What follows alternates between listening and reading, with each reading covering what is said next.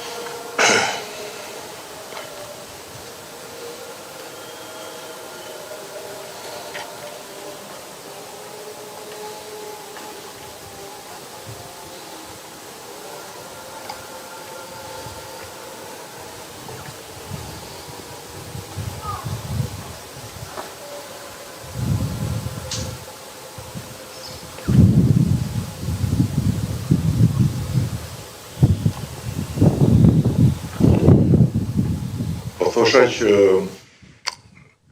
gjëja e bukur dhe shumë e veçantë që përkon në një farë mënyrë me historinë e shkollës është fakti që sot ne jo vetëm nisim një proces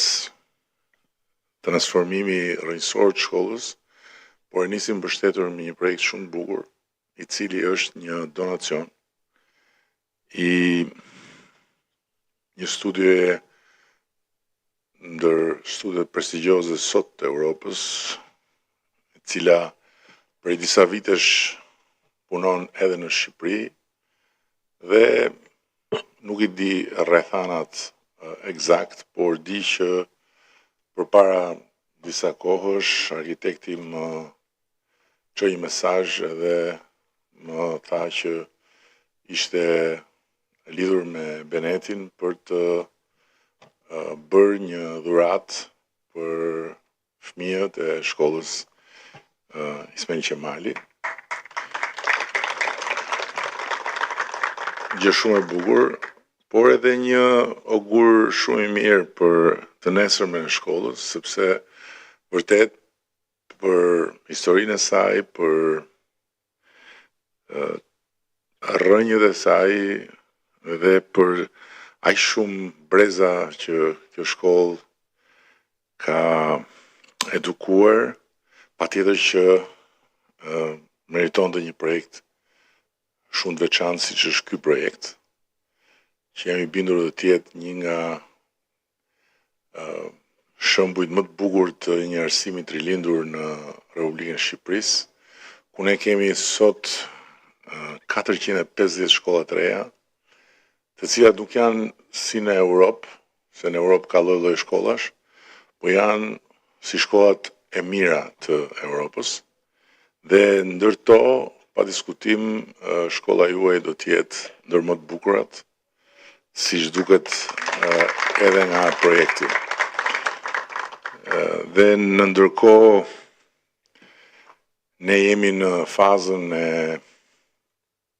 pajisjes shkollave me laboratorët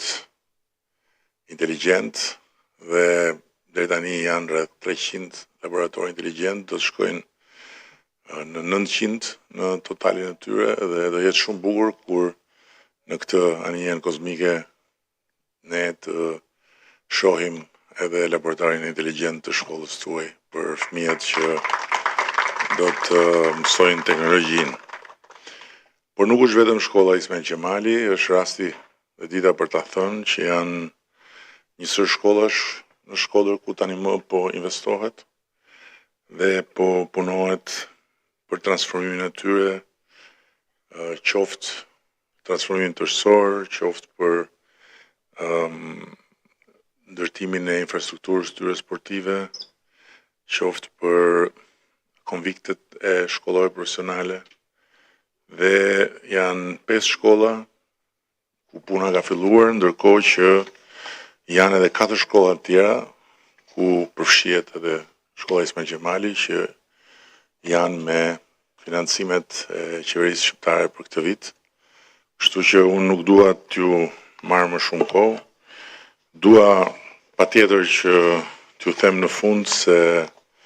as nuk diskutohet që përtej të gjitha mureve që rindërtojmë apo hapësirave që krijojmë apo pajisjeve të fjalës fundit që marrim, shkolla fillon nga mësuesit edhe nga mësueset dhe mirëqenia e tyre është domosdoshmëri për të pasur një shkollë të suksesshme. Kështu që unë ju siguroj që pavarësisht faktit se ne kemi rritur në mënyrë të ndjeshme vëmendjen ndaj mësuesve, kemi garantuar paprekshmërinë e tyre në aspektin e sigurisë së vendit punës, gjë që nuk ka qenë e garantuar më parë. Kemi siguruar që hyrja në radhët e mësuesve të bëhet në mënyrë meritokratike nëpërmjet një platforme transparente dhe pavarësisht se I kemi rritur në ndjeshme pagat e mësuesve, sot me paga mesatare e mësuesve është 950 euro. Jam shumë i vetëdijshëm që duhet më shumë, edhe ambicia jonë është që paga juaj, paga e gjithë mësuesve dhe mësueseve në Republikën e Shqipërisë në mesataren e vet të shkojë në 1250 euro. Dhe besoj që është plotësisht e arritshme, bazuar në të gjitha të dhënat dhe të gjitha mundësitë që na jep rritja e qëndrueshme ekonomike.